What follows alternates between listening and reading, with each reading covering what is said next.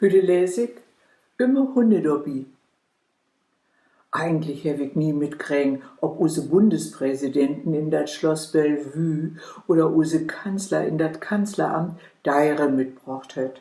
Egal, wat für ein Deiert. Vor Korten ging mir dat morgens ob meine Hunderunde durch den Kopf.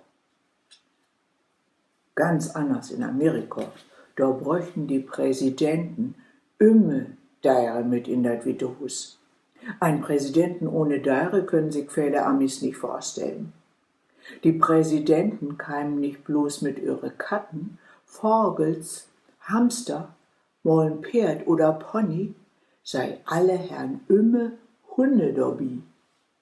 Eisenhower hat 2 Stück, eine Heidi und eine Gabi, Weimaraner war ja dat, weiket, silbergrauet Fell.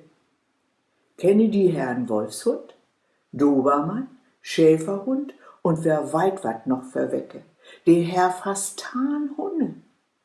Ich möcht nicht weiten, wat öfter für Gekläffe in de Gänge in Wittenhus wählen is. Khrushchev hat denn auch noch einen schenkt, den Mischling Puschinka.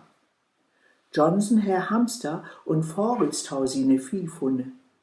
Carter den Hamster Sleepy Tau Hund und Kat.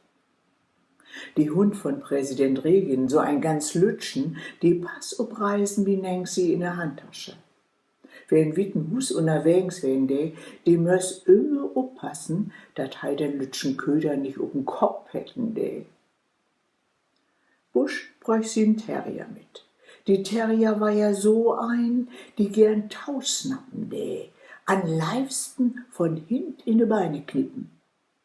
Wenn die Terrier in Wittenhus rumströben bräuchen sich alle immer in Sicherheit. Obama hat 2 große Hunde. Einen davon, den Bo, hat seine beiden Töchter von Ted Kennedy schenkt kriegen. Einen portugiesischen Borderhund. So eine ganz besondere Rasse ist dat. In Portugal werden diese Hunde früher noch Fischen mit ob dat Meer mitgenommen. Die Hunde hat zwischen die Töne noch ne extra Hut, so wie die Orangen. Da könnt die Banniggaut mit schwimmen.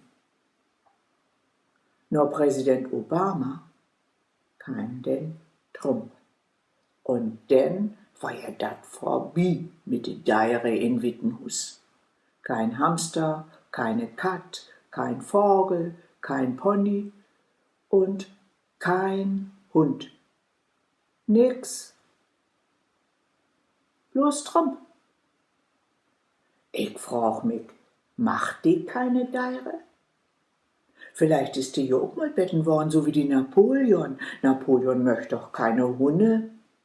Kein Wunder, die können wie sie ne Josephine bloß mit in Bett, wenn Josephines Mops dorin lorten Oft noch hat die anknurrt und die Täne wiest. Wenn Napoleon den Betten dichter an seine Josephine rankruppen und auch noch mehr woll, würde die Mops richtig fühlsch. Napoleon müsse immer dagegen wehren, und das hat nicht immer geklappt. Die Mops hat Napoleon oft noch betten, vielleicht sogar in Hintersten. Vielleicht hat Trump ja auch so wat erlebt. Seine erste Frau, von die er scheid is, hat schräm, ihr Pudel und ihr Ex-Kerl können sich nicht utstorn, die können sich nicht rucken. Vielleicht ist dat ja Trump sein Trauma. Die neue Präsident, die beiden, die bringt in Januar seine beiden Schäferhunde, Champ und Major, mit in Wittenhus.